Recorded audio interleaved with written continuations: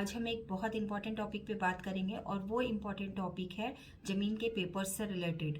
मान लीजिए कोई आपके पास रजिस्टर्ड डीड थी, सट्टा था, या कोई अन्य डीड थी, या फिर कोई कैवाला था और वो खो गया है और वो आपको नहीं मिल रहा है, या फिर ज़मीन के पेपर्स हैं वो खो गए हैं या जल गए हैं या कहीं आपदा में बह गए हैं, या जो भी आपके नाते पटीदार हैं, भाई हैं, चाचा हैं, वो आपको वो ज़मीन के पेपर्स नहीं दे रहे हैं।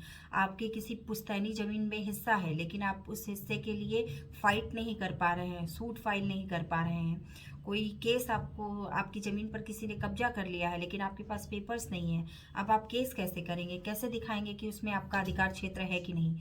तो इन सारी समस्याओं के समाधान पर हम बात करेंगे।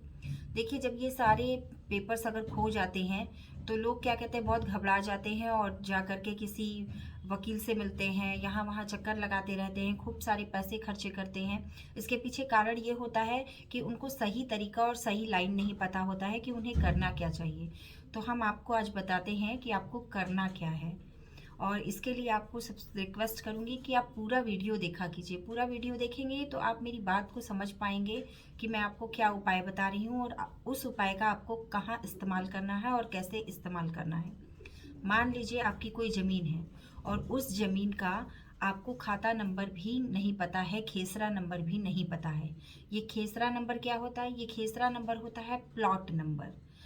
वो प्लॉट नंबर भी आपको नहीं पता है, आपको खाता नंबर भी नहीं पता है, आपके पास ज़मीन का कोई नक्शा भी अवेलेबल नहीं है।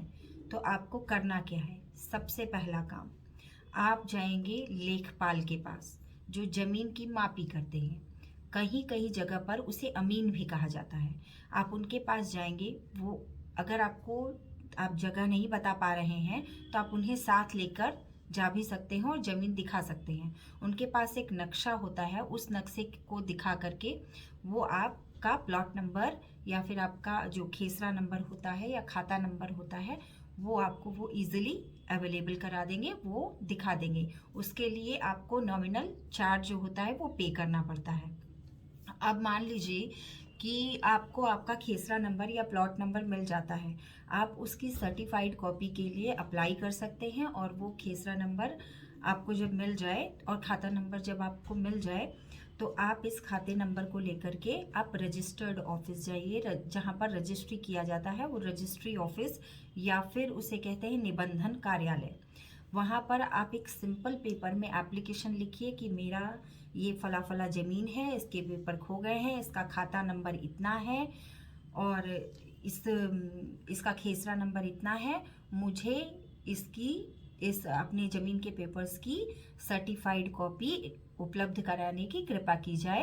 अपना नाम पता जो भी है आप ऊपर में लिख दीजिएगा। फिर उसके बाद आप इसको लिख करके सर्टिफाइड कॉपी के लिए आप निबंधन कार्यालय में जा करके अप्लाई कर दीजिए। फिर कुछ दिनों के बाद आपको इस रजिस्ट्री ऑफिस से वो पेपर्स की सर्टिफाइड कॉपी मिल जाएगी, बहुत ही आसानी तरीके से। अगर खाता नंबर नहीं पता है तो आप लेखपाल के पास जाएंगे।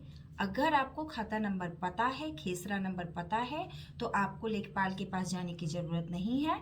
आप डायरेक्ट रजिस्ट्री ऑफिस जाइए और वहाँ पर आप एक एप्लीकेशन रजिस्ट्रार के नाम से, जो निबंधन पदाधिकारी होते हैं, जो अधिकारी होते हैं, उनके नाम से आप एक एप्लीकेशन को बना करके और उस एप्लीकेशन को वहाँ दे दीजिए। आपको कुछ दिन के बाद वहाँ से सर्टिफाइड कॉपी मिल जाएगी। उसके लिए भी एक नॉमिनल फीस लगती है।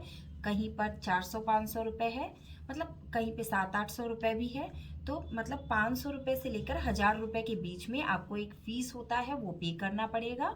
और आपको उसकी जो रजिस्टर्ड कॉपी होती है, सर्टिफाइड कॉपी होती है, वो मिल जाएगी।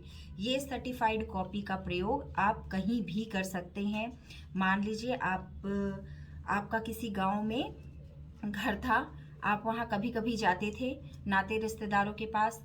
मान लीजिए फिर कभी आपके फादर का अनफॉर्चुनेटली डेथ हो जाता है, या कोई जो वहाँ जानते थे सब कुछ और आपको नहीं पता था, तो आप इस पेपर के भरोसे, इस पेपर को लेकर के आप अपने हक के लिए फाइट कर सकते हैं।